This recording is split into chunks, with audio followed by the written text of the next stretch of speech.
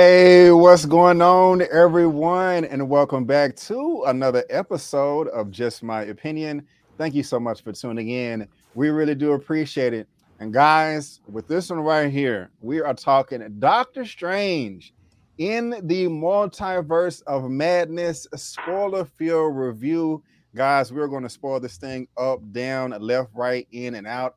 As if you've already seen it, you have been warned. If you happen to like the video, please go ahead and give me that thumbs up. Also, subscribe to not just my channel, but these guys' channels right here as well.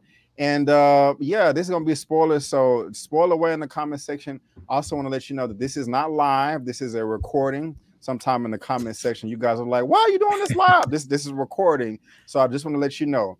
But as you can see, I'm not by myself. On my right, I got my main man, Elliot, right here from Movie Files. How you doing, sir? Doing good, man. Ready to get into this madness, man. Yes, sir. Yes, sir. And downstairs, we got Eman with Eman's Movie Reviews from Chi-Town. How are you doing, sir? I'm all good, man. What's going on? Yes, sir. Yes, sir. Yes, sir. Thank y'all for being here. Just want to let everybody know out there that our handles are on the screen. You can follow all of us on social media. Also, everyone's information is in the description box of this video. And you can also head over to my channel tab. I got Eman right there on that top row, and then Elliot right behind him on that second row on the bottom left. And these are what their channels look like. And so make sure you subscribe to everybody here. Show us all some love and help us each get to 10 million subscribers each. We would all really, really appreciate it. So, gentlemen, it's that time, man. We've been anticipating this for a long time. Yeah. Elliot, I'm going to come to you first. And I know you guys have posted your non-spoiler reviews on the channel. Mine, by the time you see this, mine will be on the channel as well. So Elia, I want to come to you, man. 30, 60 seconds, however long you want. How did you feel about the movie? Did you like it? Did you hate it? Are you on the fence? Did it reach your expectations? Yeah. Were you disappointed? Let us know how you feel, sir. The floor is yours. Well, the first and foremost, it was a little bit of an uphill climb for me because we talked about it on various streams before. I'm not the world's biggest Doctor Strange fan, at least the MCU version of the character. I feel like the power scaling is kind of inconsistent. I just can't connect to Doctor Strange. But after seeing the film, there's still room for me to kind of grow into that fandom. But after this film, I do appreciate the character more. I do appreciate that the film puts stakes on the character, puts his mistakes in the forefront. We get a little bit of backstory from the character in regards to a past, which kind of felt thrown in, which we'll talk a little bit about later, but at least we get to know more of who Stephen Strange is. You know, I love me Steve Rogers. I love, T'Challa. I love, Peter Parker's of the world, because I know who these characters are. I know what they fight for, and this film gave me a little bit more insight of what motivates Doctor Strange, and we see some changes in him and things of that nature. So overall, with that being said, I enjoyed it on that aspect. And then the film just kind of took me away because I'm a horror fan. So Sam Raimi and the horror vibes, I was there for it from the beginning to the end. And Wanda Maximoff, or should I say Scarlet Witch, ain't nobody to play with. So as a horror fan, I was smiling from ear to ear. And we're going to talk about the nerd moments that we got in this film. When they said one word in that laboratory, when she said Baxter, I'm like, it's going down. It is going down, and it went down. And we're going to get to that a little bit later. So overall, I had a good time with the film. Right on. Good to hear it, man. E-Man, what about you, sir? Yeah, I mean, I'm just going to echo a lot of what he said. You know, like, for me, I was always looking at Doctor Strange to push the MCU in terms of, you know, like, all of these movies have a job, and that is to explain certain realms or areas, elements of the MCU. And, you know, we got more magic, you know, and I was sitting here like, yeah, I want more magic. I want to know, you know, about the dark magic versus the light magic and all that stuff. So I love the fact that we got more of that. Yes, Wanda is a straight goon. Definitely probably the MVP of this entire movie. I actually wanted a little bit more from Doctor Strange because I mean, we'll talk about it, but I'm not mad about what we did get because his character did grow a little bit and progressed a little bit. I love the themes in this movie. I thought the whole idea of the hypocrisy and everything was fantastic. And I was very, very happy and a little surprised with Sam Raimi's element of horror. I didn't think they would go as deep as they did with it, and it's got me to the point where I'm telling parents, like, y'all might want to rethink this in terms of bringing kids you know, under the age of 9. But yeah, like overall, I did enjoy the movie. But I have one legitimate huge gripe that we will get to later. But yeah, outside of that, you know, this was solid. Right on, man. I'm glad to hear it. I can't wait to hear what that gripe is about as well. I'm kind of echoing what you guys are saying as what too. I really did enjoy the film. To me, in my opinion, it is far superior than the first Doctor Strange movie by far. And I'm seeing y'all's nod your head, so y'all do agree. This was my most anticipated film of the year, even more than Black Panther. You know, just because of what happened, and you know, that's just a difficult production right now. So this was my most anticipated. Did it reach my expectations? Well, it didn't exceed them, and it did not meet them either. That doesn't mean that the movie was bad. There was more bad, though. Excuse me. There was more good than bad. There was some things that I loved. There was some surprises that I did not expect. But there were still a few aspects that did disappoint me. There was also one, as far as the action is concerned, all the fights, I loved all of them except for one. One of them really, I don't want to say pissed me off, but it really put a bad taste in my mouth and reminded me of Iron Man 2 vibes. And when they were showing that scene, I was just like, okay, please, can I get the remote and fast forward through this, because I just don't want to see it. This is stupid. This is a waste of time. But that was only one scene right there. I did love all the characters. And this is, I want to go ahead and get into spoilers now. One of the things that really stood out to me in the beginning, besides the opening, is I love the fact that characters, supporting characters from the first film, came back and they're still mourning from the 5-year blip. I'm so glad. I mean, that's a universal aftermath right there. And I would be disappointed if they just kind of swept that under the rug, like, you know, okay, we've moved on from that. No, people are still mourning. And what I'm talking about is from the first film, one of the assistant doctors that kind of had all that back and forth between Stephen. I really like the fact that where they was at the wedding for Christine at the beginning, he goes up to Strange and was like, hey, you know, I haven't seen you in a while. And Strange was like, yeah, I've been gone for 5 years. He was like, me too. I lost my 2 puppies and my brother. And I just want to know, Stephen, was that the only option? Was that the one choice that you could have made? Could have been another way to do it? And Stephen kind of had, he brushed him off at first, like, bro, of some damn puppies, you know, but he found out he lost his brother. And I was like, damn, you know, like everybody hasn't moved on. We may think so. And he even kind of threw a little jab there, like, you're the perfect doctor, the perfect superhero, but you still couldn't get the girl. I don't know about you guys, but that really stood out to me. You know, it just far as characters' growth and how they're moving on and progressing, you know, throughout this MCU. But that was a standout moment for me. Besides, because that's nothing that we sign up for. We don't go into these movies wanting to see the B, D, C, E characters. But I don't know if y'all have any comments on that, but that, as far as the dramatic side, I was very, very impressed by that. Y'all got anything? That's a straight up comic book panel type of interaction, in my opinion, because it is one of those things that the heroes have to, you know, it's not all about sunshines and rainbows. There are people that are affected by their decisions, and that was one of them. And I really did enjoy that scene as well. And it didn't, I don't know why it didn't dawn on me, just because I guess I was so swept up in the spectacle of it all as far as Infinity War and Endgame. And it's still, I'm like, I want impacts. I want to see, you know, I'm a big fan of HBO Leftovers. I want to see a show about the other people, that what they've been doing for 5 years. And we really haven't explored that element of the MCU. It's been hinted at, but we really haven't, you know, had that conversation yet. So when he had that conversation with someone as powerful as Doctor Strange, I'm like, damn, him making that decision, as Wanda brings up later, giving him the time stone, Thanos, and then obviously making the decision of all the stuff that played out. I'm like, man, that I wonder if Marvel will have like a show or a movie that's going to have like a group of people that I guess we saw that it's the Flag Smashers. I just forgot them because they were so terrible. But if they'll have like a group of people that's like, I hate the Avengers for what they did. It could have been another way done. As this film actually showed, there was another way to take out Thanos. But yeah, it was a very human grounded moment in this fantastical film. So yeah, I definitely enjoyed that moment.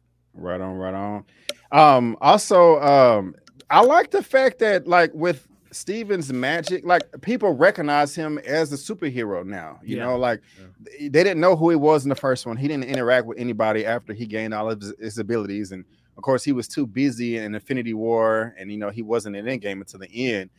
But him just going around turning water into wine at the wedding, and just like, oh, that's Doctor Strange, and just seeing him jump off the balcony to go save the day. I just like that people. It's out in the open now. They know who he is. That's just a great way to, like I think you said, humanize the story and ground it in a sense to where we can all kind of relate to this in some form or fashion. I don't know. I just kind of thought that was pretty dope right there. And so that was just, besides all the spectacles and stuff, that was just a good way in the very beginning of the film for me to get attached to all these characters and everything that was going on. But one other thing I also want to talk about now is that opening of the movie. I was very impressed by that. I did not think, and none of us thought it. Well, y'all can tell me if you disagreed. It just, as soon as the movie starts, we're in there. We're in, I don't know what that's called, the void or the nexus space or something. I was just like, whoa, this is nice. I love the action. We're going to call this guy Defender Strange. And that is when we're introduced to this character right here, her debut in the MCU, Miss America Chavez. This is a cute woman here, or I don't know how old she is, but I'll just say this, and I want to come to you, Eman. I really did like her a lot. She was great. I don't have any complaints about her. I want to know more about this character. And with this being the Multiverse of Madness, I mean, they use a simple way just to bring her in, like without any explanation from the previous films or TV shows. It just made sense. But like, how did you feel about her, man? Did you like her? Did you hate her? Just let us know, because I'm curious. No, look, I mean, she was a breath of fresh air in terms of just bringing in a different element, again, to counter Stephen Strange, because for whatever reason, Stephen show does keep around a lot of young kids, like he's always attracted to like having a mentor type of position. And, I thought that this was really interesting because she's dealt with other Stevens before, and this new one is kind of like, okay, are you gonna kill me, or what are you gonna do? So it's one of those things that's kind of like, it's cool, especially for the younger audiences, to see a character like that, to bring them in. And I liked her. I like, the whole thing of struggling with her power, dealing with her parents and her background and everything. And I mean, honestly, even in the comics, she wasn't that deep. Like, she just kind of popped up, and they even retconned her a little bit as well. And I'm just like, hey, we got what we got. I'm glad she's here. She did her thing. I liked her. It was great. I got you. Elio, how'd you feel about her, man? Yeah, no, Eman said it perfectly. When you have someone, how do I say this? I don't want to say stale, but when you have someone so straightforward as Doctor Strange, you have to have someone to have him bounce off of. In this case, is America Chavez. I think, and not to bring up another MCU character that I think of that's kind of stale, is Captain Marvel. And I think when we see her next film, Miss Marvel and all that stuff, and Monica Rambeau to kind of liven them up. So I was glad that Mrs. Chavez was able to do so and kind of actually bring some more a different side of Doctor Strange to this film. Because last time we saw him around another kid, he was like, if between saving the world and the kid, I'm going to choose the world. And this time it was the complete opposite. So I enjoyed that element of it all too. Only question I really had, I'm curious if you guys thought about this, when we're introduced to her, and I know they established it later that she's traveled to 73 other multiverses, but from when she lost her mom to when we see her in this film, was she stationed on one universe? Was she with Defender Strange for a long period of time? Like, what was their friendship, bondship like? I was just very curious on, again, like you said, Brendan, we jump right into it, but I'm like, whoa, who can we maybe get a little bit more backstory? And again, she's going to be back in the MCU to explore that aspect, but I was just very curious on her backstory a little bit more. Yeah, we could have got a little bit more of that. That is one of my criticisms of the movie. That's one thing I know me and you talked about, Elliot, is the runtime, just being 2 hours and 6 minutes. I feel like the movie could have been longer. I needed another 20 minutes of exploring the multiverse. I mean, this movie is called the Multiverse and Madness. Yeah, but I feel like that we didn't get as much as we should have. I kind of feel like they brushed over a number of things, and that kind of bothered me. And I was really excited. The film started off great. They're running for their lives. I felt the threat. I'm like, this thing is chasing them, and if it touches them, it's over. Yeah. And we saw how, you know, what it did to Defender Strange when it touched his leg. I'm like, this is a crazy threat right here. You know, so he died and all that. But when they came back to our world, our 6-1, and I like how 616, yeah, man. You 35, you're 616. That was dope. That was dope. But when they was at the coffee table and she was scared after he saved them from the octopus, they were sitting down at the coffee table and it was like exposition time. And I was like, yes, let's get into all these definitions. Let's get this explanation, all that, you know. But they turned it into a goofy moment and a moment or two, and that really bothered me. That has to also do with the score of Danny Elfman, but that was just the very beginning to where I'm really wanting them to just sit down and just talk this out and explain it to us like we're three. But I don't feel they did that, and that was kind of frustrating to me. I mean, am I making any sense? Do y'all agree or disagree? Let me know. The only thing I was kind of frustrated the Spider-Man spiders coming out his butt or whatever was a little unnecessary. But the only thing I was, speaking of Spider-Man, I'm like, wait, if I was under the impression that what Doctor Strange did in Spider-Man No Way Home was carrying over to this film, and there was going to be like, that was the reason. I was thinking from number one, low-key into Spider-Man into this was all kind of all in the same realm. But no, it's like, nope. You know, I opened the multiverse for Spider-Man. Obviously, he doesn't know his name. But I'm like, wait, we're not tying it to that. I thought it was going to be some consequences for what he did. But nope, he just, you know, Wong Superior's slap on the wrist, which is a common theme with Doctor Strange and Wanda. So that was the thing I was upset about. I was like, I thought it was going to tie into what he did in the last film. Exactly. That bothered the hell out of me, bro. Eman, what you got on that? So are we talking about disappointments with just the runtime, or what are we talking about in terms of? I agree 100% with Elliot. I was going to this thinking that this was basically the sequel to Spider-Man No Way Home. To where the reason why they're dealing with all this multiverse stuff is because he thought he fixed it at the end of No Way Home, but there's so many unknown variables and something slipped through the cracks, and this is the aftermath. But it wasn't like that. It wasn't Morbius like picked that up. Yeah. You know, yeah. Oh man. I mean, look, I for me it didn't bother me as much. Although I could understand that anticipation.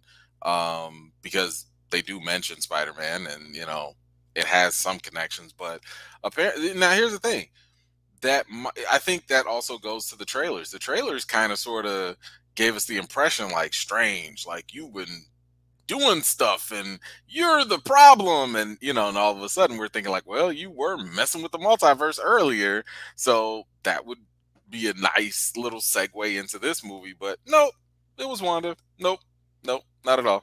That no connection at all. But then again, to be fair, it was not it wasn't like the Wanda thing came out of left field either. We kind of knew that after WandaVision that, well, something was going to happen. And I mean, anytime you messing with the Darkhold, that's bad news. So that's for me why it didn't bother me, because I'm like, yeah, we did also get that other connection too. Yeah. I got you. I got you. I kind of want to geek out right now, man, because I really did love the action and the way they stepped up the magic. And Strange is not just throwing out little key blasts here and there. Like, he really has to concentrate and do the sign language and do the hand motions. And, you know, and that takes a lot of skill and focus. I really do like that. I was very, very impressed by this character right here, the octopus creature, Gargantor or Gargantuan or whatever the hell his name is, especially with Wong or whatever, with the martial art. That was something I was pissed off in the first film. I was like, they didn't really take advantage of the fighting and the choreography. But, you know, Wong out there hitting these stances and poses and with his little magical ball and chain. And I was like, this is nice. I'm really liking this right here. This is dope. You know, the cloak has a mind of its own, but it's also working in tandem with, I mean, it was just a dope ass scene showing America Chavez hiding under him and then him switching his eyes around like, oh, there you are up under me. It was nice, man. Even the whole thing was invisible. And then he did his little spell to make it appear, throwing the bus on top of him, but that's not going to phase him. We also saw in the trailer a billion times of him creating the saw to split in half, but it was even more. I didn't think that was going to do anything for me in the theater because I've seen it already in the trailers 100 times, but it was still impactful in the theater, you know, with the extra sound effects that they left out of the trailer. And I was just really, really impressed by that. Him conjuring the big hands to get the light pole. I love the very beginning of this movie. The first 20 minutes, I was just like, this is what I came to see. I love it. If we get more of this, I'm a happy camper, you know.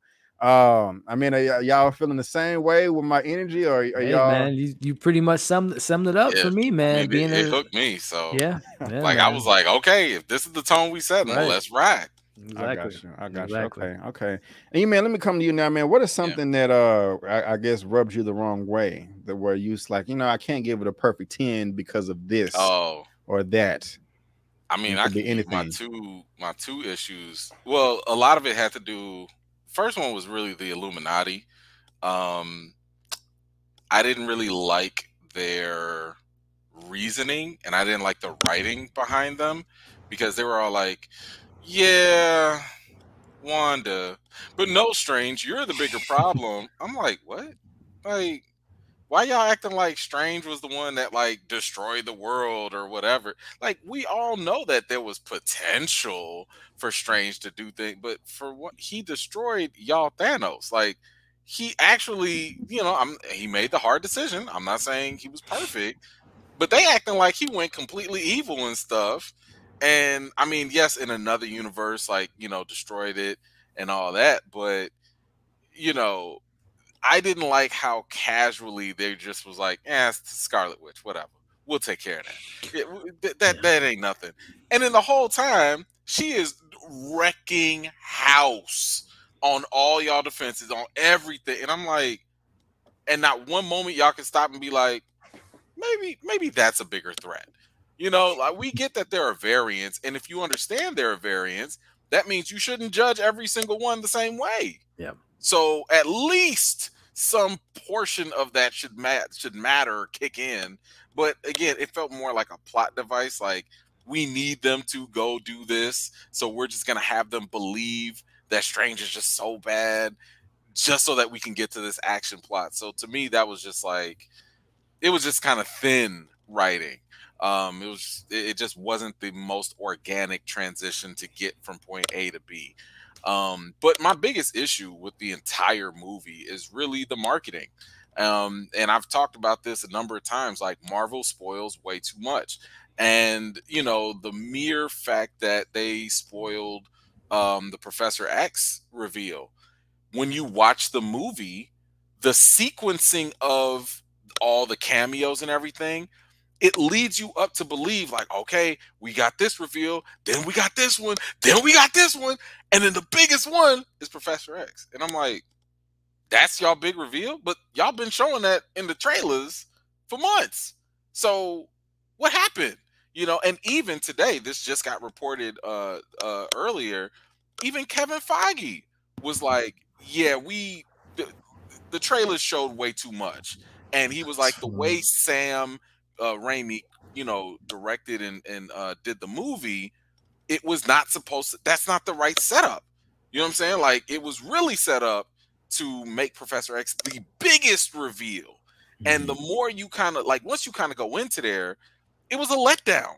I was sitting here thinking, like, oh man, y'all about to bust out like Wolverine, or you about to bust out somebody else, because I know you're not saving Professor X as like your big trump card, because that's what y'all promoted in the trailer. And if that's all you got, I'm sorry, it just lessened the experience. It lessened the impact, you know. And I give people the example of Spider-Man No Way Home. Yeah, we knew, we heard rumors, it was heavily speculated, but we never saw it. We never saw how or when the Spider-Man were going to show up. So no matter how much we knew going in, it was still a surprise. But we done seen his chair. We done seen we heard his voice. We seen the back of his head and everything. So it was not really that big of a deal, even though the movie was structured to make it a big deal.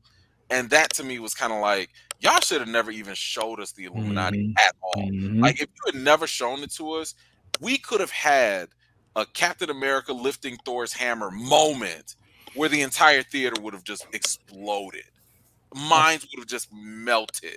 Yeah, we could have thought of one thing, but you know, to see Professor X come later, that was a missed opportunity. I got you. Yeah, Elliot, how you feeling about that, man? It's so funny. Off camera, me and Brandon were talking about that same article that Eman was just mentioning, which it baffles me. We're 28 films into the MCU. And I know there's, you know, the way they run their system, Kevin Feige doesn't have his hands in all the pies, but it's just like, what? y'all don't even know what's getting approved. It's kind of weird to me. I don't know, but I definitely agree with Eman on the reveal. I guess the only thing that really kind of didn't bother me as much is because I was still geeking out, because when I heard the X-Men theme coming up, that to me was just as cool as the actual Professor X, and just kind of, I guess, in my head, are they saying, is Danny Elfman and Sam Raimi saying that this is the same Charles Xavier from the 97 X-Men? Is that what they're just confirming at that point?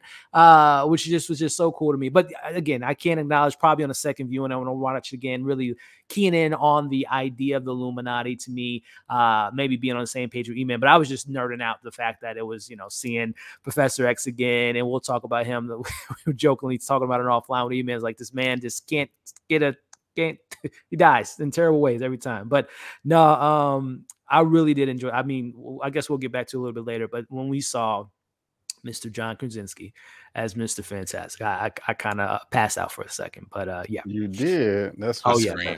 I gave that a nice little yelp.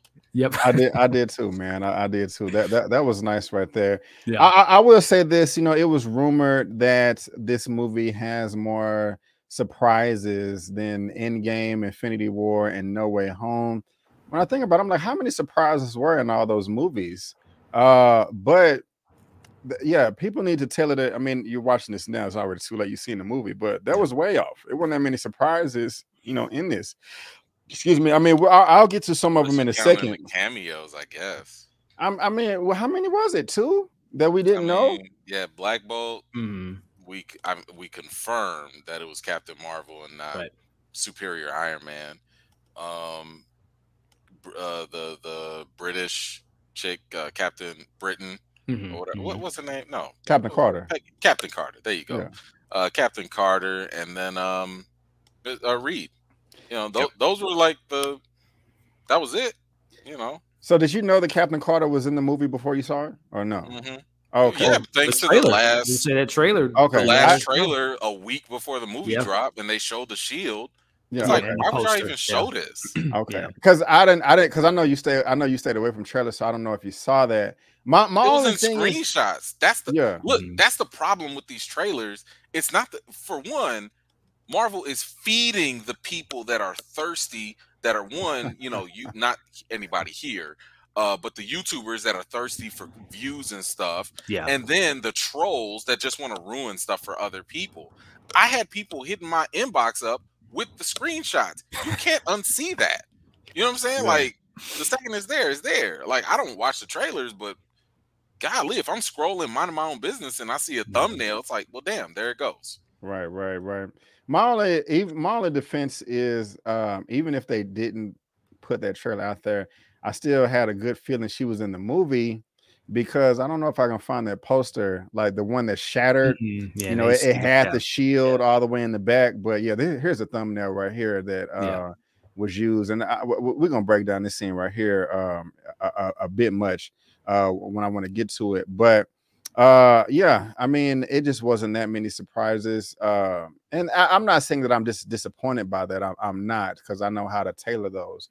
But before we come back here, how did y'all feel about Wanda, the main villain of the film? My balls almost exploded at the very beginning when she was like, when she said the name. I went to go see it with OneTakeBigDog. I was like, bro, he didn't tell her name, bro. Wait a minute. And he stopped and paused. I was like, oh, what is going on? Yep. And she removed the hex. I had a chill go down my spine, man, where it was such beautiful landscape with the white apples. And she's like, you know, oh, it smells real and all that. And she just, yeah, the hex was easy, but the line was difficult. I'm like, this is really an evil bitch that don't give a damn. Like, they could have given her, like, from coming from wrong, like the dialogue, like they could have intensified his words choice. Like, you know, you're going to do all this just for you're going to kill an innocent child. He said, no, you're going to break the whole reality or existence. But other than that, man, I like the shit talking between her and Strange. Like, okay, you're talking to Wanda right now, but he's like, but if we don't give her up by noon, what are you going to do? Then you're going to meet the Scarlet Witch. I was like, oh my God. And then we get to the scene to where she attacks the Sanctum. Elia, how did you feel about that, bro? Because I want to know.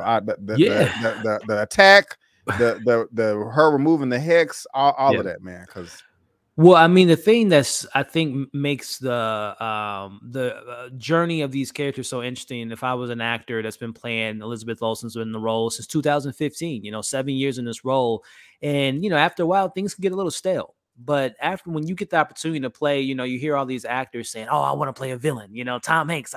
If I get in there, I want to play a villain. And she got that chance. You know, they've been hinting at it so far. You know, with Age of Ultron, obviously with Civil War, there was a little bit of tension there with her and Vision, and obviously what we get in Infinity War. But we've really never seen her fully unleashed. And not, I shouldn't even say her, because it was the Scarlet Witch. We saw later in the film that she was, you know, she was kind of controlled. She was puppeteered by the Scarlet Witch, which took over at that point. But I haven't felt that terrified of a villain. No disrespect to Thanos, he's one of my favorite villains in MCU. But you know, Bucky to me is still like, when the Winter Soldier was on screen, I got scared. You know, I got scared for Steve and you know, Falcon and Romanoff. I was scared whenever he got on the screen, and I felt that same type of intensity from Wanda whenever as the film went on. She got more upset. She got more frightening. She got more unhinged, and I was here for it.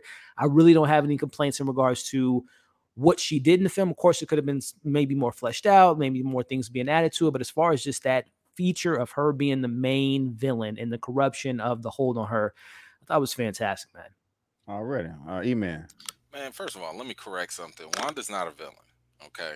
Wanda is not a villain because Marvel protects most of their characters. Now, Thanos was a villain. Killmonger was a villain. Wanda is an antagonist, right? And the reason the way you can tell about that is the fact that, one, Marvel throws in this one little thing to try and give her a scapegoat, you know, or an excuse, which is she's just a loving mother, right? She just wants her children. Who can't identify with having her kids? But the biggest thing that keeps her from being a pure villain is the fact that it's the Darkhold. The Darkhold has control over her. It has tainted her soul. It has, you know, exacted a heavy toll or whatever. And this is actually a replay of what happened with Loki. Let's keep in mind, Loki's not a villain. We thought he was a villain, but Marvel went back and retconned that and said that it was the Mind Stone that pushed Loki to, you know, conquer the world and all that stuff in Avengers 1. This is the same concept. So yes, Wanda might have, and let's just say no Darkhold available, she might have wanted to find her kids and stuff, but would she go, you know, torturing people? Would she go sending demons at? Probably not. So all I'm saying is that, like, she's a great antagonist. An antagonist really is just a challenge for the hero, but she's still a quote unquote a victim of the Darkhold and its possession over her, because it's using her desires to basically make her do even worse things. Now, I get it, surface level, we can call her a villain. I'm just saying, if we really want to look at this, she's not a villain. She's a victim of the Darkhold. With all that said, Wanda is a problem. Okay, she is an entire problem. She's out here being a witch, and she scared the mess out of me a couple of good times. Yes, I'm sitting here thinking like, yo, you want America, go ahead and get her. Like, just take her. Like, I seen what you did. I see what you can do. I don't want to play this game no more. So yes, I would not. Elizabeth Olsen, like, killed it in this role.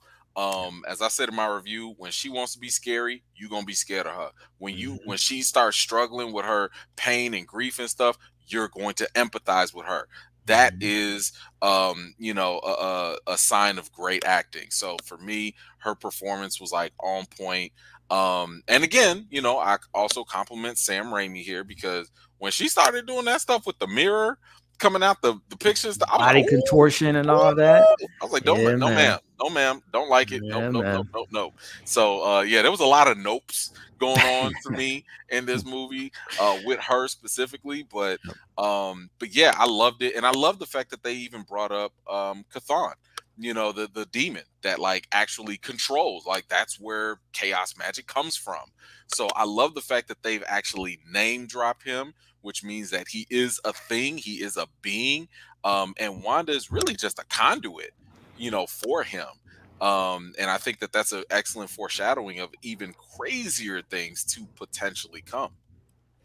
Yeah, I hear you, man. You articulated yourself well, but I respectfully disagree. I'm shocked that you can call Killmonger a villain and not Wanda. You said that Wanda was a victim to the Darkhold. Killmonger was a victim to white supremacy. Okay, I agree. No, don't do that. Like I'm saying, seriously, white supremacy is evil. Okay, it's destroying the earth. His mama died in jail. He done got everything stolen from him. The only thing I disagree with Killmonger was he wanted to kill children. But hey, man, that's my black American brother. Women. Huh? And abuse and kill black women. Okay, now that's fine. White supremacy also made him do that too. Yeah. Oh, okay. I'm out down that hill right there. Let me. Here's the thing. Here's the reason. The comment section. Here's why I would refute that. We all are exposed to white supremacy and have the choice to overcome it. What I'm saying with Wanda and with Loki, they had supernatural things that they could not over. Nobody's overcoming the Mind Stone, and no one's overcoming the Darkhold. So those things were so thick that, like, whoever touches the Darkhold, you're popped, you're screwed. And that's what the evil Doctor Strange later on showed. And we saw later, I mean, we'll probably talk about it. There's still a toll to be paid, you know. So I get the white supremacy angle, but I'm just saying, I think white supremacy kind of doesn't really compare to supernatural cosmic forces that force people to act. But Wanda has powers though, so and Killmonger doesn't. So there's kind of some scaling that you have to look at right there as well. Decision making, but she's more power. She has more power. She chose to look into the Darkhold. Killmonger didn't choose that life. And then two is, you said that she chose the Darkhold. She didn't have no Darkhold in WandaVision. She was possessing people against their will and knew that she was wrong before the Darkhold even existed. It didn't pop up until episodes 8 or 9. So that's fair. However, I'll give you another counter, and this is more comic book. Keep in mind, chaos magic, where do you think it comes from? Chaos magic comes from Chthon. Chthon is the one that wrote the Darkhold. That all ties together for her. She was doomed basically from the start. Yeah, it's destined for her to be the Scarlet Witch. So that was like, she again. Well, you said Killmonger was born into it. So was she, if not more. Okay. She was born into supernatural powers that are destined to corrupt her. I got you. All right. Well, y'all let us know how y'all feel in the comment section. Are you team Eman or team Behavior as far as the Wanda and the Killmonger? I mean, that was white supremacy though. Black power. Yeah. Now, something so we like Wanda. Now, to me, while I was watching this, it was blatantly obvious that this thing was Chop City, edited back and forth, in and out a billion times. The pacing was another complaint of mine. It was kind of a roller coaster. While I was at the edge of my seat at a number of moments, every time we got to see the boys and the kids, it kind of got boring to me and clocked me out. I just didn't like those transitions. It would have been much more impactful for me, like when she showed up at when she did the dream walking and she showed up at the end and they was afraid of her, like, you're not my mom, and they ran away. I kind of feel like that should have been the first time we saw the children. But every time they was flashing them in the middle of the movie, it just did. Excuse me, it just didn't work for me. The tone was off. It took the intensity away. I don't know. The pacing was off. I just wasn't feeling it. Eman, look like you disagree with me. I definitely disagree. I think it was all intentional, and I think the focus was never on the kids. It was on the other Wanda. It was meant to show you the contrast of like, this is what, you know, Strange and even Wong said, where they were like, so if you go get them other kids, what about the other Wanda that had those kids? Like, why are you just gonna treat her bogus and, you know, like, just so you can have the kid? Like, you know, and that was a question that I immediately thought of, you know, the moment she was like, I need to get my kids. I'm like, well, where are you gonna get them from except from taking them from another Wanda? So, you know, I thought it was really good to show that contrast, to be like, hey, look, this is what Wanda looks like when she's actually happy and she's at peace and she's not running around looking for her kids. She's leading a normal life. And then look at Wanda when she doesn't. She out here destroying the multiverse. You know, so I think that contrast was necessary to show the you know, the difference between the two different personalities and or variants and their situation. Okay, I just, for me, I didn't need the ice cream song from the boys. Like, can we?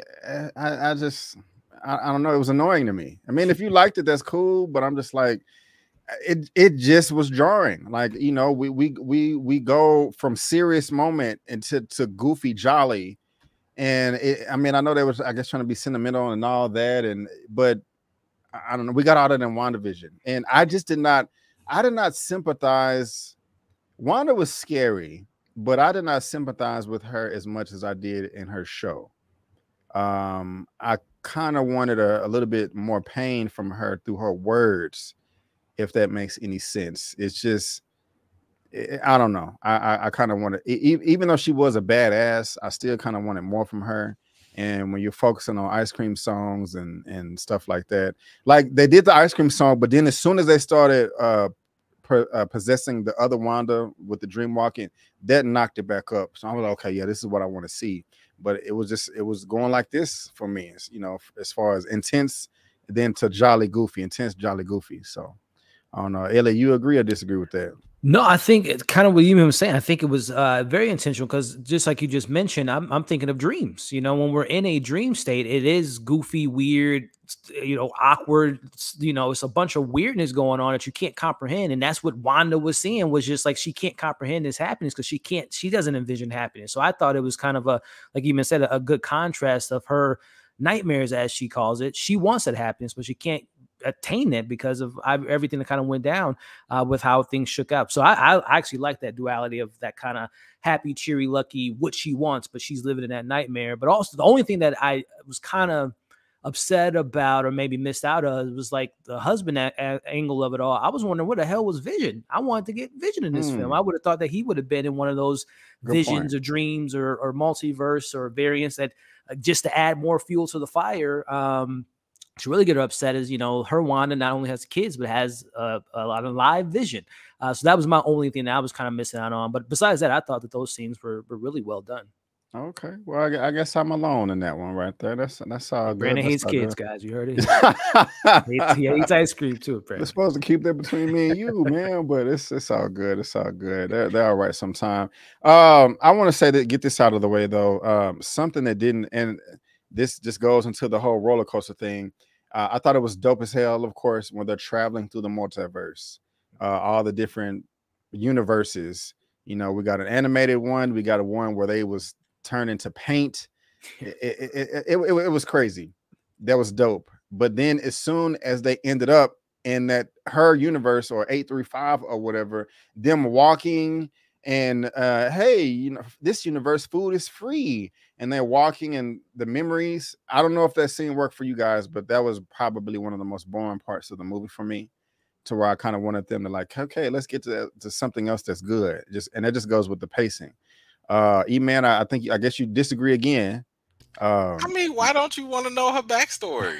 I do want to know it, but they just showed it to you. It was boring. It was boring. I was bored. I was bored. Listen, I was happy with it because, like I said, America's story is not that deep. I mean, like her background was, I mean, maybe a couple comics, if that, dealing with her mom and everything, or her moms and stuff. But you know, I liked it because one, it gives the character, you know, a little bit more substance. And two, I thought it teased something even more provocative, which was she's the only one. Like the fact that we learned that, wait a minute, there are variants of, you know, all these different beings and stuff, but not her. Like, how is she not a variant? You know, like, how is she the only one? So I'm really interested to see how they play that out, or what implications that has, because at first I was thinking, like, is this y'all version of a Nexus being? But then again, that can't be the case, because, you know, Wanda supposedly should be a Nexus being, but I don't know. So yeah, I thought that was pretty interesting to learn about, and I thought it was kind of creative, you know, just to be like, hey, in this universe, you know, you can get your memories shown Black Mirror style, you know, and just have them projected. Like, I thought that was pretty dope. Okay, Elliot, where you fall on that, man? Yeah, I mean, we probably know who created that too. Reed Richards, or I guess Christine too, because she was a very genius, intellectual individual. But yeah, so I do agree with you. So I'm split between you two. I liked Chavez's origin being shown there, and I do think it opens the door that maybe she reunites with her mom somewhere later down the road, and then they reunite or what have you. The only thing I was thinking was, okay, when she was, let's say, 5 or 6. And she's traveled these other worlds. Like, that's the only thing I was missing, was like, what was she doing in that 10-year span? That's the one thing I really want to kind of learn. But the one thing that didn't work for me was Doctor Strange's memory, because my biggest gripe with this film, and it goes to my biggest gripe, and well, one of my biggest gripes in the first one, Benedict Cumberbatch is a great actor. Rachel McAdams is a great actress. They don't have good chemistry to me. Whenever they have flashbacks or current timelines, I just never vibe with their love or lack of love, or should they don't think. It didn't work for me. So when they got the whole seeing a younger version of Benedict Cumberbatch, which he actually kind of looked older to me without the mustache and the makeup, but I just wasn't a fan of that Christine angle. I get that that's his attachment to reality and love and humanity, but I just don't think they have the best chemistry to me. And I think a lot of the MCU romances, besides you know, what we got with Captain America and Peggy, are like the only strongest like love interest, and of course, you know, T'Challa and Nakia and all that stuff. But Doctor Strange and Christine, man, I'm just not a fan of that romance, and I hope it's the last time we get it, because I don't want any more of it. The thing about it is, I don't want to just say it worked for me. Like, it was just amazing. Like, oh my gosh. And the chemistry between Christine and Doctor Strange, that's like, guys, you got to buy your ticket just for that. But it didn't bother me. The thing is, I thought it was very touching when she gave him the watch. And then it has so much significance because he had it in the first film, and that's how he also used it to unlock the negative, not the negative zone, but like the Nexus zone, or the middle place between the multiverse to connect all the universes.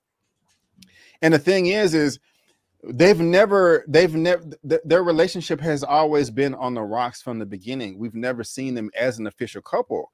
Like, even towards the end of the film, where Strange was like, what were we in your universe when Strange was alive? And she replied back like, we never quite figured that out. It was, you know, a situationship, you know. I mean, we know that they love each other, but there was some tension. And I think it's obvious that it's Strange's fault. You know, we never got this line of dialogue, but I can possibly see, kind of like Atlanta, when season 3, where there was at the German pub, and she's like, hey, I want a relationship, not just a sex bucket for you to come in or whatever. I feel like Christine and Strange has had that same conversation as well, but he couldn't commit because of his ego, all of his problems and things of that nature. So for me to say that they don't have any chemistry, I just think that's what the relationship is, you know, and it just didn't bother me. You know, I'm not saying I love what they're trying to do with that relationship, I get it. I just don't think, literally, I don't think they have chemistry, like on-screen chemistry. I'm talking about like literally the performances of the two. I don't think it met. Like, I understand all the substance that they're trying to give us. I just don't think Rachel McAdams and Benedict Cumberbatch, to me, just don't mesh well, like, as far as their performances go, when that romance happens. For me personally, I can see where you're coming from with that, Elliot. I just think that it just so happens to work out in the story that they also don't work out. So the lack of chemistry to me is kind of like, this actually kind of works to y'all benefit, because I wasn't gonna ship y'all anyway. Yeah, you know. So that actually is kind of cool. But I do appreciate how, and it's a little traumatic, I guess, or dramatic, that their relationship appears to be like an absolute point in time. Like they're just destined not to work. Like no matter what, how hard y'all try, what universe, y'all ain't gonna get it. you know. So I thought that was like really, really interesting. Even though I thought that it was, I guess like the more intriguing part was the fact that like it makes sense that they wouldn't get together within their own universe. So 616, Strange and Christine won't get it. 816 or whatever, they won't get it. And I was like, wait, can 616 and 816 y'all lost each other's partners? Like, can y'all get it? And they still can't get it. That's when I was like, yep, y'all definitely can't. Y'all love is a Nexus reality absolute point. Y'all just never gonna make it. That sucks. Think about that. Would that cause an incursion if they, had a baby? You know, if that's I don't know, just something to play with, Kevin Feige. If you're watching this, that's just going. Let me ask y'all this though. We all need closure. We've all had one to get away, and sometimes, probably not everybody, you wish you could say one last thing to them. Hey, I know it won't work out, but for what it's worth, blah blah blah. We've been there. At the very beginning, the wedding. That was highly inappropriate for him to be expressing the way he feels while she's getting married. Like I forgot exactly what he said, but basically, like, I still love you, or I still got some feelings for you. How do you feel about that? I think he admitted that it didn't work because of him or something of that nature, and he couldn't be with her because of Doctor Strange. So yeah. Do y'all think that was out of pocket for him to do that, or it was necessary? Like I just think that was messed up. But how did y'all feel about it? He's Doctor Strange. He's an Avenger. He can do anything. He can say anything, do anything. Reverse time. Give the time stone to Thanos. This is Doctor Strange. I got you. I mean, it's not the best time, but at the same time, he was gone for 5 years. True. So yeah, that's right. I'm kind of thinking like, okay, like if I was gone for 5 years and my love thing just was getting married, I'd be like, I gotta at least let you know. Yeah. But I wouldn't say that was the best time. Like, it's a little late, player, a little late. I got you. Now I forgot what happened. Oh, she got married. She didn't die. I was about to say what happened to Christine in our universe 616, but yeah, that's okay. So I thought Wong popping up in Shang-Chi was pointless as hell. Yeah. It was a wasted screen time, but I feel like he did his thing in this movie right here as the Sorcerer Supreme. I don't know if I need an explanation to why the title of Sorcerer Supreme can't just be passed to Doctor Strange. He probably don't want to just give it up, but I like Wong in this. He stepped it up across the board. He was funny. He was useful. The action was nice. I felt a lot of passion from his character. He was a standout while he was kind of shadowed over before. I think he's British on a side note. I didn't know that. I was listening to the red carpet, but yeah, how y'all feel about Wong and his powers and karate and kung fu and all of that? How did y'all feel about Wong? Eman, I'm gonna come to you. I'm just glad my man didn't dip out, because that's usually his biggest superpower. Be like, yo, I ain't doing this. I ain't dealing with this. So look, I like the fact that he is showing what a Sorcerer Supreme should be like, right? He is displaying his sense of responsibility and accountability to the other sorcerers. The mere fact that he was like, stop torturing them and stuff like that, like I like that, because I don't think Strange would ever do that. You know what I'm saying? So I think he was definitely perfect for the role, and I mean, he earned it. Like, he's worked his butt off. He was like a little librarian and stuff, but he dedicated himself to the arts. He didn't get snapped away, so he put the time in. My man deserved a raise and a promotion, so he got it. And he was doing all right, like for whatever he was doing. Now, personally, I want to see a Wong Disney Plus show, because I think that like during the 5 years and whatever the hell he was doing with Abomination, I think he's been up to some things that don't nobody really know about. Because keep in mind, even in the comics, when Stephen Strange would be Sorcerer Supreme, he would go on like adventures that no one would ever know. And it'd be like, I just saved your reality like 10 times. You know, like he'd be on some crazy stuff. So who knows what the current Sorcerer Supreme has already gone through in Wong. So I love the fact that he showed that he was capable and deserving of the role. I got you. Elliot, how you feeling? Yeah, no, I mean, I'm right there. I share those same sentiments. I think Benedict Wong really kind of is having fun with the role. I love him. The banter between him and Doctor Strange is always fun.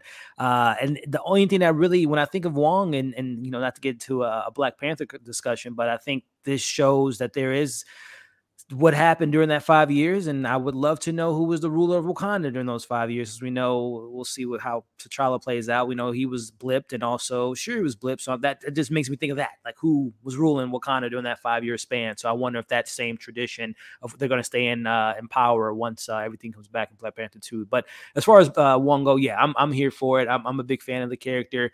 Very intrigued to know what he was doing with Abomination. I hope they bring us back to that somehow, some way, in She-Hulk or, you know, the next iteration of the character. But yeah, I'm a Wong fan, and I'm glad he wasn't just giving Beyonce puns this time around. He was actually kicking some ass. So yeah. Yeah, Wong was dope. But just with all the other magicians, I kind of want them to do more in the MCU since there's so many of them. I mean, it was pretty deep at the Sanctum. It was at least 100 of them. I know some came from London, but I mean, Hogwarts. Yeah. I mean, with so many of them, they're shooting their magical bow and arrows, and they'll have the cannon thing. I'm kind of mixed on that right there. I mean, I know Wanda's powerful as hell, but I'm like, y'all can't do more than what you're doing right now. I mean, everything with her, like y'all said, the contorting and coming through the mirror and reflection, that was dope as hell. Great idea, great use of magic. And it's like when I watch this movie, excuse me, and they're doing all the magic, I'm like, you really have to use your brain and be creative and figure out how to overcome the other person. That's the other person that's conjuring magic. And I think they did that with the individual main characters, Strange, Wanda, Wong, but everybody else, I kind of just wanted a little bit more.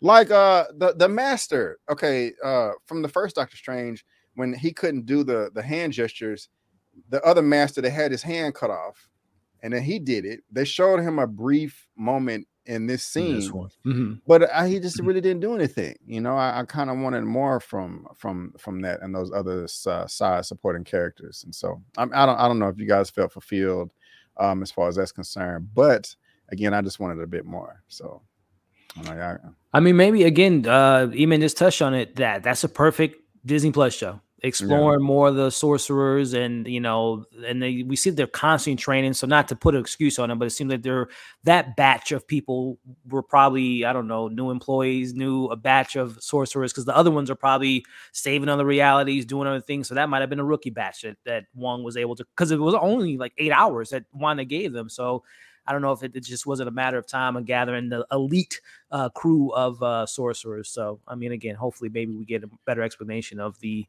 how some can do more than others, and ones are still in training mode. So because we know that one guy, his mind wasn't you know, as strong as the other one. So it goes to show you that it was a mix of professionals, elite ones, rookies, and stuff like that. And Wanda caught him on a bad day. I gotcha. Okay, man. Shout this, man. I'm gonna stay on you, Elliot. How y'all feel about Tyler Perry's involvement? Tyler Perry. This joke was. Yeah, you know, he was a part of the makeup wig department. You know, your boy with the Tyler Perry wigs. How y'all feel about more? Man, hey, why they do your boy like that, man? Red means go, green means stop. In this universe, hair is just, you know, man, that's how they rock over there, man. That's the dude. I couldn't get that out of my head. I could not get that out of me. It looks decent right there in the it looked decent right there in the promo art, but I'm watching the movie like, y'all who approved this? You know, it didn't look good. You know, it looked bad, the I I like Mordo in this up until one point. I did not know how it was going to go down when they initially met. What was it necessary to drug Steven like the way they did? I don't know, but I'll go ahead and get this out of the way. The scene that I hated the most in this whole movie by far, that reminded me of Iron Man 2, where Rhodey and Tony was fighting with the suits on, is when Strange and Mordo was fighting in the little pit thing. That bugged the hell out of me. It was stupid. It was a waste of time. You got Wanda over here blowing everybody up, killing everybody, but y'all want to have this little shuffle over here. It pissed me off. I will say pissed. Other than that, I did like Mordo, but that scene was trash to me. I sat back in my seat like, oh my God, come on. I don't know, man. Do y'all agree or disagree? You know, because that was horrible to me. I know you're the martial arts guy. I'm like, oh, my Brandon might probably like that. They got some hand-to-hand combat going on. The only thing that I just baffled me was just like, forget this Mordo. Where is our Mordo? Where's he been doing? Last time we saw him was in a post-credit scene talking about less sorcerers and like, where is he at? That's what I want to know more than anything. But I didn't really mind the scene because at least it shows us that Doctor Strange can handle a fight. If all else fails, if his magic, if his hands break again, he can fight. Well, I guess he couldn't fight if his hands are broke, but at least he knows some kicking. You know, he learned some martial arts. I got you. Eman, how'd you feel about Mordo, man? When the hell did Doctor Strange learn to do some parkour? Because I was sitting here watching this like, bro, where did Spider-Man saw them? Like, what is this? But no, but that goes back to my very first point when I was talking about the writing was so thin, because I was like, of all people, I get that, you know, the Fantastic Four and Captain Britain and all that. I get the, you know, or Captain, you know, Carter or whatever. I get that they wouldn't understand the severity, the issue of the Scarlet Witch. But notice one thing, Mordo in this reality is the Sorcerer Supreme. And as the Sorcerer Supreme, Wong also mentioned that you get extra access to more information and stuff like that. When the Scarlet Witch got mentioned to Wong, he was like, oh, like he was, I mean, when Wong heard about it, Wong was like, yo, I know that this is a problem.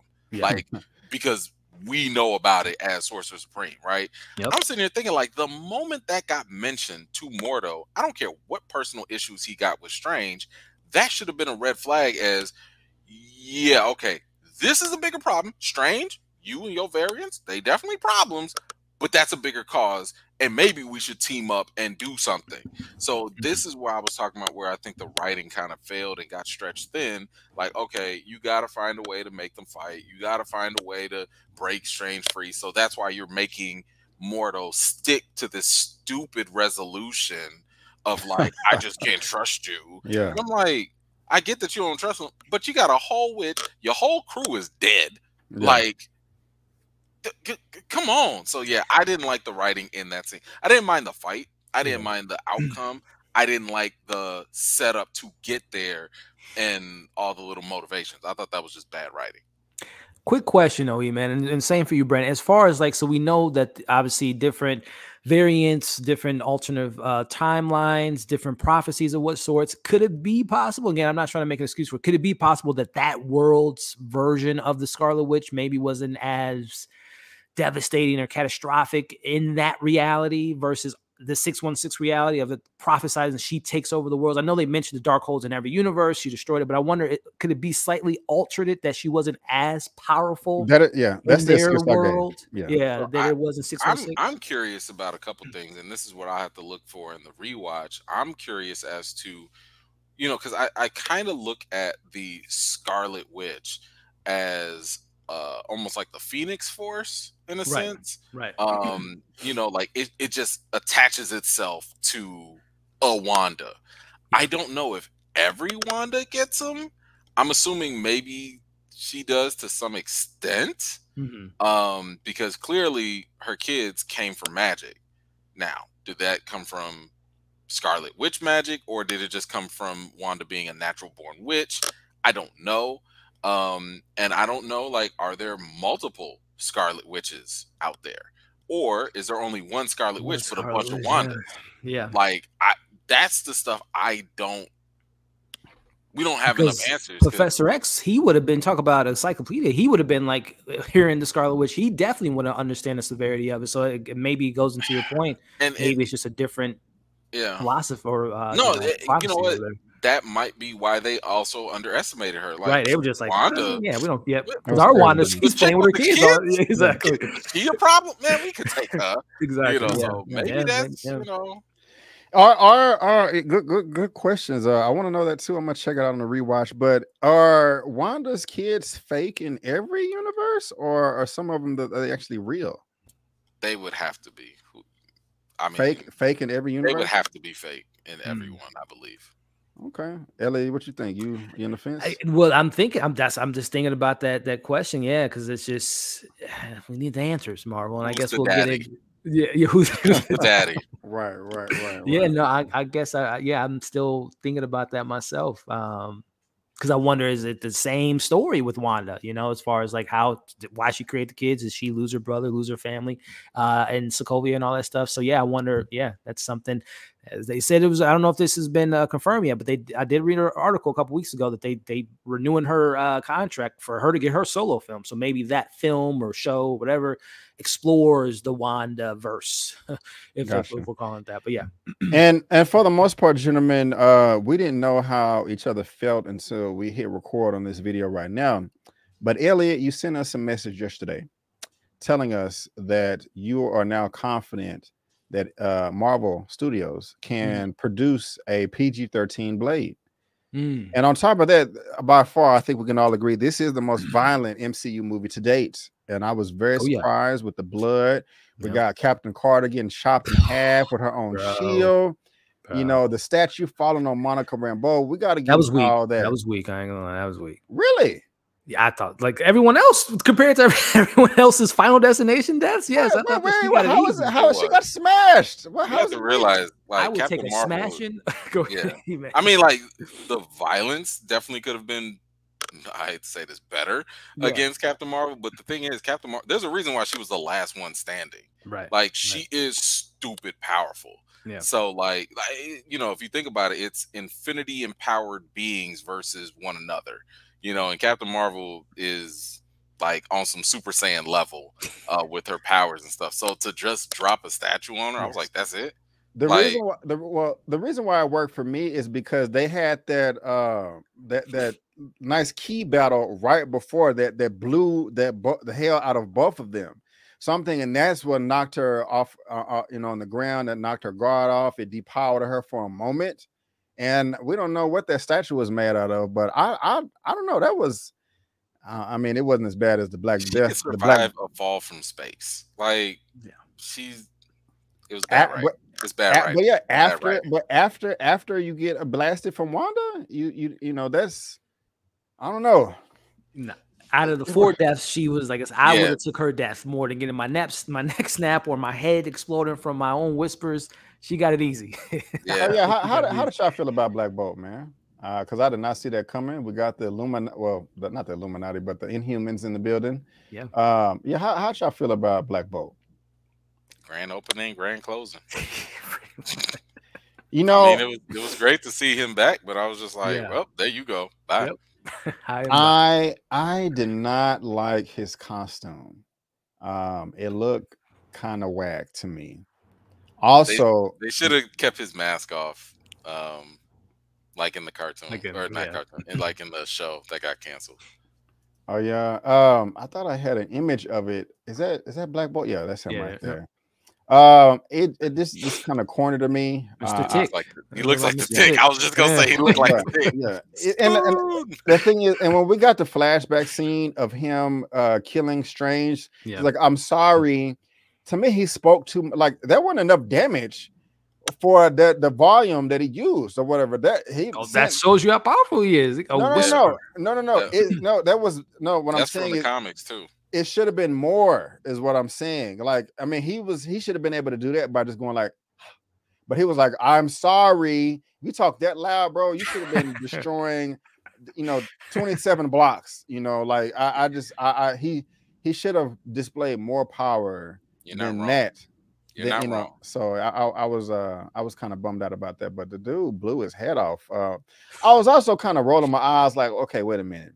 She done destroyed Reed. That was Spaghetti Man. That was horrible.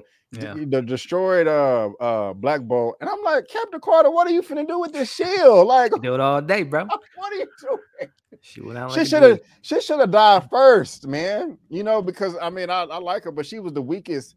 I also thought it was kind of corny when they were introducing the Illuminati and she threw her shield down there at Strange and had her. I'm like, why the hell you throw your shield?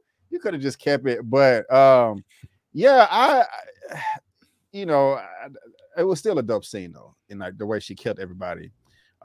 Like you said, man, poor Charles. I'm tired of him getting. The thing is, it was cool to see all these characters, but if you're going to introduce them for the first time, why do they have to get whooped so bad, like on their debut? This is, and I was telling people this like before our screening even happened. I was like, the mere fact that you have variants in play. Look at what happened in What If. Because you have variants, it gives you the leeway to do whatever you want. Yeah, you can kill as many Tony Starks as you want to. You can kill as many Professor X's as you want to because multiverse. Right. So it honestly really doesn't matter. However, there was one key thing that blew me away, and I saw a lot of people just kind of went over their heads, and I know a lot of comic book heads are gonna catch it. When she asked Reed, "Do you have kids?" and he was like, "Yes," I was like, "Oh, it's over. It's over," because it Franklin Richards. Yeah. Franklin Richards. That's right. Okay. Will make Wanda look like a American Girl doll. Right. Like literally. Okay. I need people to understand Franklin Richards is the mere fact that he exists right now in the MCU. I don't care if it's a variant or not. The fact that he exists, he can literally do anything he wants. Well, and I'm talking about like in the comics, he's the one that reboot Marvel. It wasn't like a full reboot, it was a soft reboot. But like when the universes were being destroyed and all that stuff, he was like, oh, I'm gonna go ahead and just like save the universe and I'm gonna make it a ball that's gonna be my plaything. This is the 616. It's one of my toys in my hand. That's how crazy powerful he is.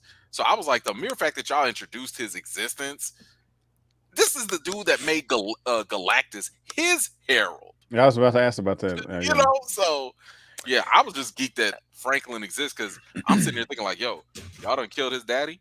He might come to the say, yep, that's what that just opened. Yep, bring me Wanda.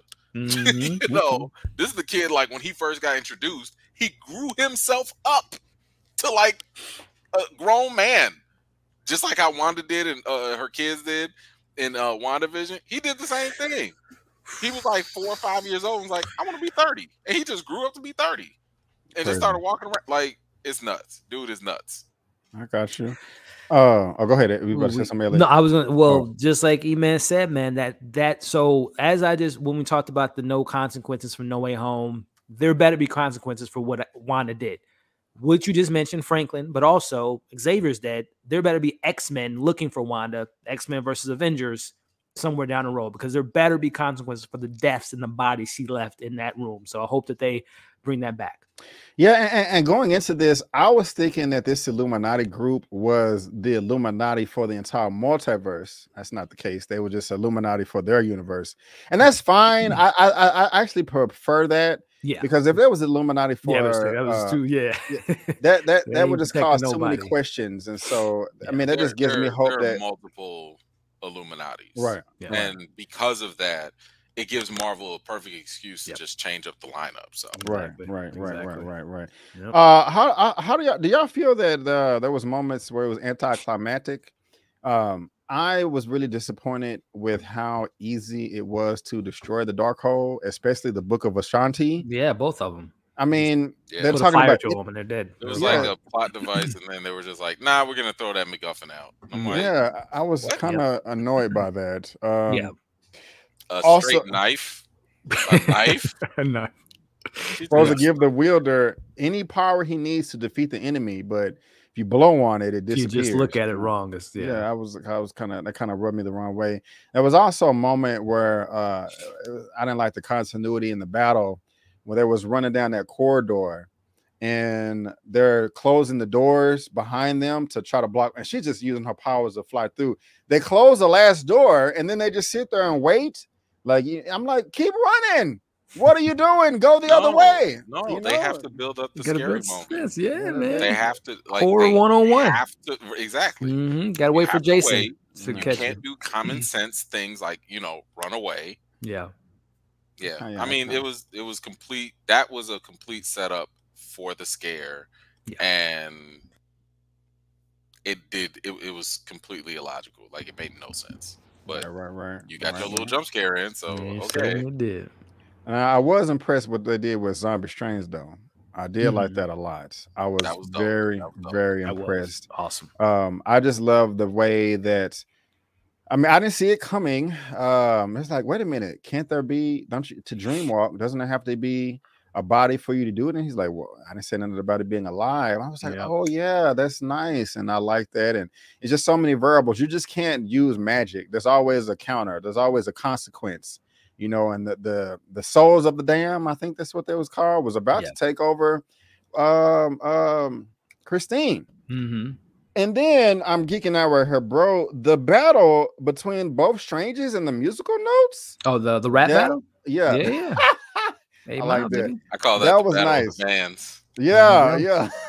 I was thinking the same thing. Oh, okay. Oh, I got you right back. Yeah. Dr. Dre versus I don't know. You gonna take this hard. Yeah. That was nice, man. That was nice.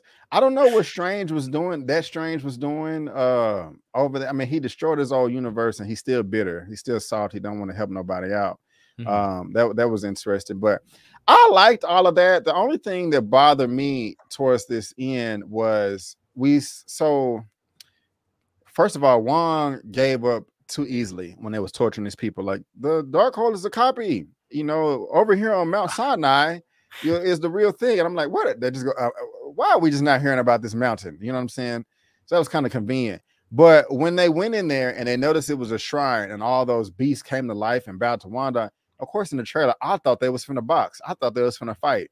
So it was just kind of like a little letdown that, you know, they kind of just took a knee or whatever. But I wanted a little bit more from that ending. But I mean, I did like the Strange versus Strange fight, you know, with the third eye and all that. That was pretty cool. And you know, so we're at the end of the film now. What did I leave out that you guys want to talk about that you liked, you didn't like? The floor is yours. Yeah, Eman, I'm coming to you. What did I leave out that you're passionate about that you got to get off your chest? I mean, I guess like that final battle was pretty good. I like the whole going back and forth thing. To be honest, like, even though I understood what they were going for with like the musical thing, I thought they played that out a little too long. I was like, so y'all got access to all this mystical arts and stuff, but you're only gonna keep throwing musical art at each other? Like, that's it? Yeah. Like, there's, you know, like, you just shot a couple dragons out your hand earlier, but this is all you got. I get the visuals. I understand. I was just like, y'all could have mixed this up a little bit more. That's, you know, just a little bit. I agree. Unless that multiverse was like musical notes were like the only thing you could do to fight your enemy. Fine, whatever. Motown, you know, Planet. But I do like the idea that, you know, that Evil Strange was really just like waiting for others, you know, and he was just like, yeah, like, you ain't the only one that I've went through, you know. So what I liked about it was that this was not the same version of Strange from What If that a lot of people were thinking. This is another Evil Strange. So to me, I'm sitting here thinking like, yo, what does that say about Strange? You know, did that just confirm what the other Illuminati were saying, which is Strange is a problem? You know, like, yo, like, you turned one way in What If, and now you turning this way in that other reality, and you killing your other selves, and that's a problem. And matter of fact, the Ancient One confirmed the same thing too. She said, like, yo, the greatest threat is Doctor Strange. You know, so that confirmation was definitely something interesting. But yeah, I think the issue I have with the ending, and this is one of those things where I'm like, I don't know how much they can explain this or not. You know, was that temple the only one in all the multiverse? Because like I doubt it. destroying that just destroyed everything else, everywhere else. Like that's mighty convenient. You know, I'm like, no, really? I think that's a Chthon in every universe. So I think that was Is the there? only one. I think so. I mean, I think so. I just thought it was really convenient. Like, okay, you destroy that temple, and then every Darkhold everywhere is gone. Oh yeah, that did happen. That's yeah, what I'm saying. Every Darkhold before she died, she took out. I think she did it like whatever in her mind power that she was, even if it wasn't a mountain, it was a book, it was a whatever. She just destroyed it mentally because she was on that powerful level. I wish we could have seen that. Like at least like, yo, let me conjure something and it spread across the month. Okay, then I'm with you. But like the only exposition we get is somebody was like, oh, I think it was Wong or somebody was like, oh, she destroyed all of them. She destroyed them. Oh, okay. Yeah. Thank you. Good, clean, tidy writing. Yeah. Okay. Elia, yeah, what did I miss that you want to talk about? Good, bad, the middle?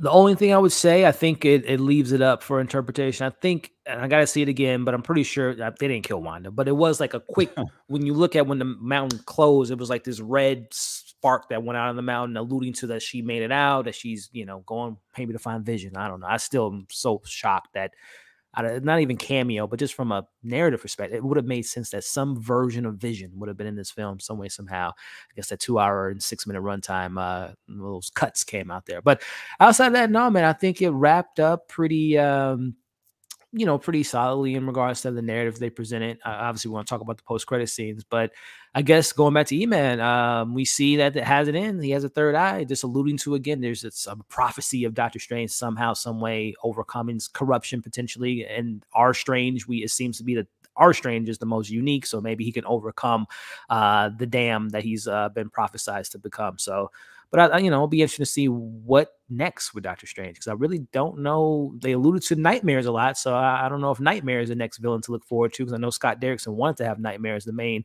villain in this film. So it's a lot of nightmares, a lot of sleepwalking. So I think Nightmare might be the next big bad to look forward to. Yeah, there's a lot of places they can go with that. Nightmare. What is the devil himself? Eman, help me out, or both of y'all. Mephisto? Yeah, there you go. Mephisto. It looked like they opened up his realm for that quick second. Yeah, Remember when America punched? Oh, when she was walking. I was like, wait a minute. Oh, that's a good call. That looked like hell right there. Wait a minute. That's a good one. Yeah. Okay, well, let's go ahead and get into that that first mid-credit scene. We got I'm not too fond of the actress, but Miss Charlize Theron is coming through by the name of Clea. Another magician. I'm not too familiar with her, but she was first introduced to me from I think it came in 2005, the animated Doctor Strange movie, where Wong and Doctor Strange saved the day. They was like, hey, there's somebody we can go recruit named Clea. And that was the last time I've ever heard of her until now. And so how did y'all feel about, what y'all think about this right here? I like that the eye thing opened up at the very end, the third eye. You created an incursion. Let's go fix it, That was dope. Scared? That leaves the door open. But how did y'all feel about that? The first mid-credit scene. Well, Eman, you're definitely gonna have to educate me on this one, because I'm not too familiar with the character. The look, I guess, is from what the look was okay. It kind of looked very cosplayed. Like the look and design was kind of like last minute to me. I don't know if it's comic book accurate or whatnot. But I mean, it was cool as far as splitting up a dimension. I don't know if that was the dark dimension. Dormammu was it tied to that at all? But I don't know, personal stuff outside of her as an actress. I think as far as her as an actress, she's one of the most like exciting not superhero, but action female stars. So it's cool to see Marvel, scooped up Angelina with Eternals, and now we got Charlize in this one. So because her franchise was Old Guard, I don't know if that's going to be kicking off anything anytime soon. So we got an MCU already. Eman, how you feeling about her joining the MCU now? I mean, you know, like even the background, like I wasn't terribly familiar with her either. The only thing I really knew was just the fact that, like, you know, she was obviously another magic wielder. She's like half something. I forget, it's like half fairy or half something, whatever. It's some other weird thing. But her and Strange end up, you know, being together, you know, Oh, or thank having a goodness. relationship. So By it's Christine, like, yes. exactly. Like Yes. Christine, it ain't never gonna work. But hey, what's going on, Clea? You know, so Yeah. don't be surprised if they kind of, you know, hint at some things here and there. But that's really it. To me, I'm just like, what was interesting to me was how quickly Strange, and I gotta go back and see this, but like they changed his clothes. Now I don't know if it was like another day or something else Thank happened, you. you know, because like at first he was in some weird sweater, and I was like, bro, your sweater game is terrible. But then they jumped to the credit scene, and he's wearing something completely different. And one of the things that actually has come across my mind, and you know, I put this in the theory before or whatever. I think that Marvel's already been jumping from, you know, universe to universe. Like sometimes we're in the 616, sometimes we might be in the 19999. Let's not forget the MCU originally was the 19999. 616 was the comic books. So it was just kind of interesting to me that they officially put that 616 this time, whereas prior it was 19999. So I'm like, wait a minute. Are we jumping? Because, okay, if we're talking about the incursion, right? The whole point of the incursion, they're talking about realities or whatever. The comics kind of sort of made it a little bit more simplistic, where it was like, yo, Earth 1, Earth 2, they're on a collision course, and this is why the Illuminati was like, yo, somebody gonna have to make a choice. Like, you have one, you can either let one Earth destroy the other, you know, and billions of people die, or if you do nothing, both, you know, realities are destroyed. And it was like a compromising position. Like, what do? Do you kill everybody? Do you kill only them? Is it like, what do you do? And again, the Illuminati were like there to make these hard decisions and stuff. So by having Clea come in here, I'm like, okay, clearly there's another reality that's, you know, this is the incursion. Like all these realities are, and maybe this is part of the Spider-Man No Way Home aftermath. Maybe. Because with these tears in reality, it's causing a level of instability. And we did, by the way, see, I think, the Living Tribunal when they were going through the multiverse run and everything. So, you know, it's very, very possible that like they're, you know, Clea is not coming there on her own volition. I think she's sent from another group of Illuminati that's like, no, we need you, Strange, to come and help because you caused this. Things are wilding out. And that's actually what I'm more excited for. Like whatever I don't know if it was Secret Wars or whatever, but I think we're going to be jumping from one reality to another where they're just going to have a smorgasbord of heroes, people mixed identity. You might see a world where John Krasinski is actually Captain America. You know, and like I know all the rumors were like you know, Tom Cruise was supposed to be Iron Man and stuff. Right. I think they did shoot that stuff, but I think they're saving it for whatever this other thing is going to be. Secret Wars, like you said. Exactly. Yeah. You know, I think that's where we're going to see that stuff. Right. And again, you know, a change up in the lineup of Illuminati. There's a lineup where, you know, Namor was in there. There's a lineup with Black Panther in there, T'Challa, and, you know, all this stuff. So, you know, I think that, you know, they have Clea just kind of being that introductory piece, but I can't see her being deeper than that.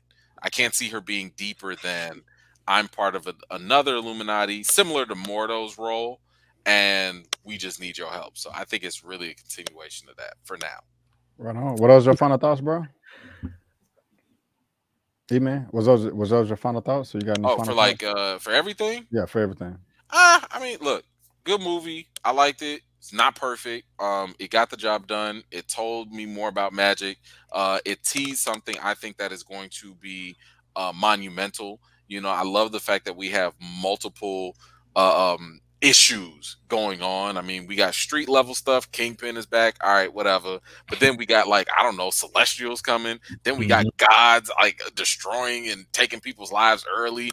But now we have like reality itself getting on the crash course with one another. And it's kind of like, yo, which way did we go? Which way did we go? Because we don't know which, you know, what's a real threat or not. Oh, by the way, timelines are jacked up because Kang the Conqueror's out there wilding out too. So, you know, it to me, I'm just like, yo, I love the chaos. I love the craziness that's going on. I agree with you, Brandon, that I think that we could have done more world hopping. We could have done more madness in the multiverse, and maybe part of that is my expectations. I thought that, you know, we was gonna jump into the X-Men animated universe 1 second and jump into something else, you know, Deadpool, where y'all at, you know. So I think this movie, like, it did what it needed to do, but I don't think it lived up to the hype that people generated for it. Not remotely. So I agree with that, but I would not say that, you know, some people were saying this movie was mid, and I was like, nah. Doctor Strange, the first one was mid. It was good, but it was still mid. 100%. But this one is, like I said, it's an instant upgrade to what it is, and I hope they build on that moving forward. Real quick before I come to Elliot, because you said something very important towards the end. You said it didn't live up to the hype. I think all of our expectations would be met if they never put Charles Xavier in the trailer.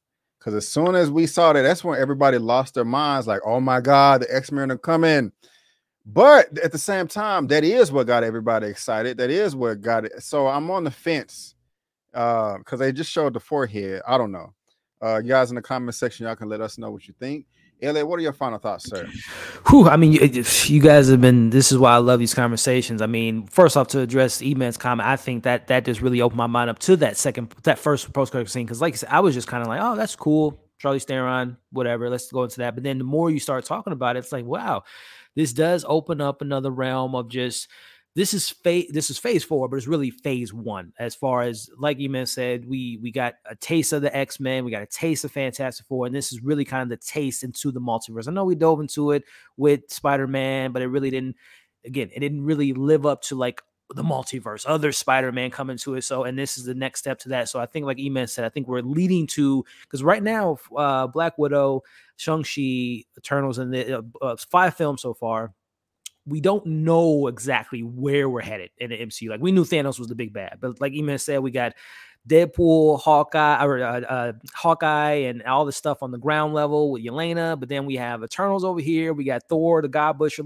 killing gods. We got all this stuff. So it's like, okay, where are we going? So that does make me excited. They're planting the seeds early on now to have a la Secret Wars, which makes me, going back to what you said about, that makes more sense. Not have Tom Cruise in a Doctor Strange film, have him in an Avengers film that really bumped the ante, up the stakes. Not having a Tobey Maguire reunite with Sam Raimi here, bring Tobey Maguire back for, you know, Andrew Garfield and Tom Holland and other Spider-Mans, Miles Morales in a Secret Wars, which, you know, if rumors to be had, you know, that would bring the Russo brothers back, which we know they produced 2 of the biggest films in the MCU. So again, that just opened my mind to like, yeah, it didn't live up to expectations, but maybe we look back at this film in 5 years and say that's what's the catalyst to this jump off point to the multiverse of the real madness, hopefully in the future. But outside of that, yeah, have fun with the film. As a horror fan, man, this really got me excited. And as I said in the DMs with the Blade thing, and I know Eman said it depends on the director, that is very true, but at least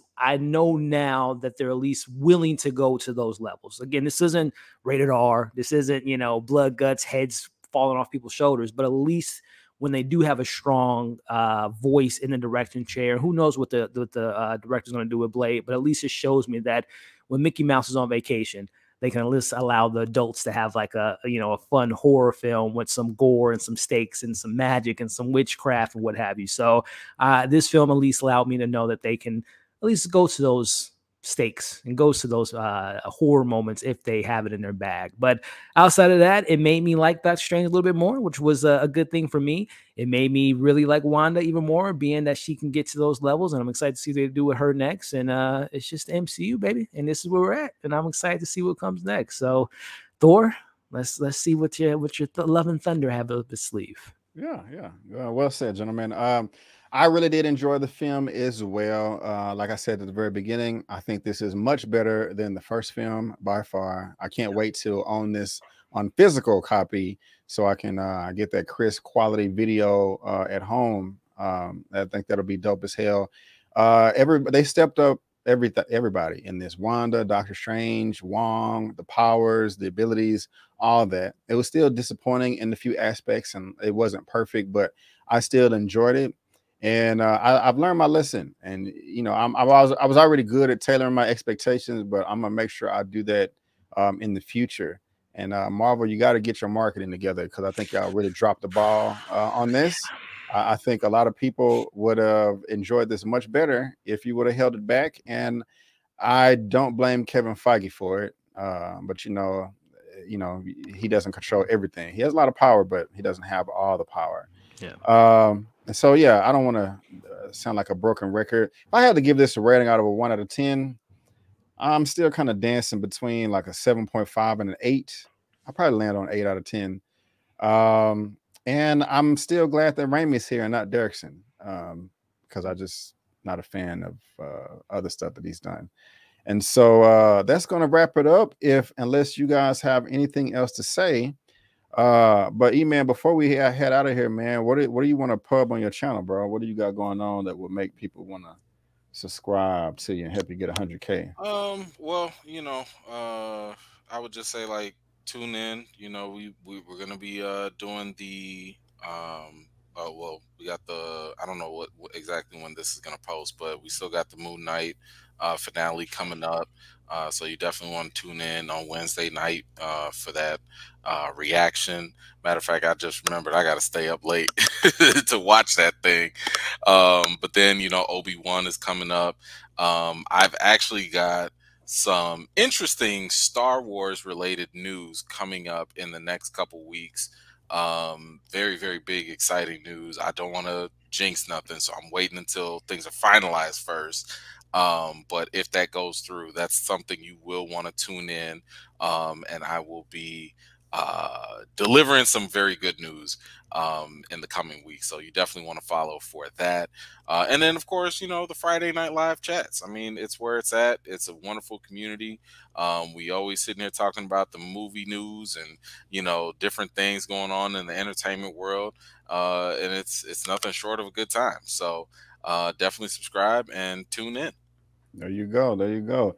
Elliot, what do you have going on your channel, man, to get all the people excited about? Yeah, and well, first and foremost for Eman, man, I definitely champion. Check him out because I caught a glimpse of his last stream, and let's just say it got very emotional. And I love seeing that because it just shows the awesome community and the people he has back in his corner. So I love all that stuff going on his channel. And of course, Brandon, man, it's always a pleasure to chat it up, chop it up with you, man, having a good time talking Doctor Strange, talking DC and all that fun stuff. So I'm always glad to be here, man. But as far as, my content goes, as you all can see, we got a variety of just Barry, Ozark, we own the city. We will be talking Moon Knight here soon. Hopefully you can stick the landing there. We got Atlanta reviews coming later this week. What else have we got working up? More Doctor Strange conversations because we so much to talk about with this film. So keep an eye out for more conversations around that. But yeah, man, it's always a pleasure talking to Eman and Brandon, and I can't wait to see what Thor has next. I'm really excited to see Christian Bale say, "I'm God, the God Butcher," and then see what his voice sounds like versus the Batman voice. So yeah. Already, thank you for that, sir. And they're on my channel tab right here, so make sure you just subscribe. And for myself, I got a few things as well. These little snippets are from my movie news roundup show on Sundays. Also, I'm doing We Own the City right now, Atlanta, Moon Knight, Young Justice, Halo. Also going to be starting The Staircase this Thursday as well with Colin Firth, and I forgot the other actress. I forgot her name. But Toni Collette. Toni Collette. Yeah, that looks very promising. So make sure you subscribe to all of us. We will really appreciate it, and watch every one of our videos 100 times each. But guys, again, I just want to thank all of you so much for tuning in. And before you go, don't forget that I'm B. Avery. That's Elliot and Eman, and that's just our opinion. Peace out. and we'll see you all next time.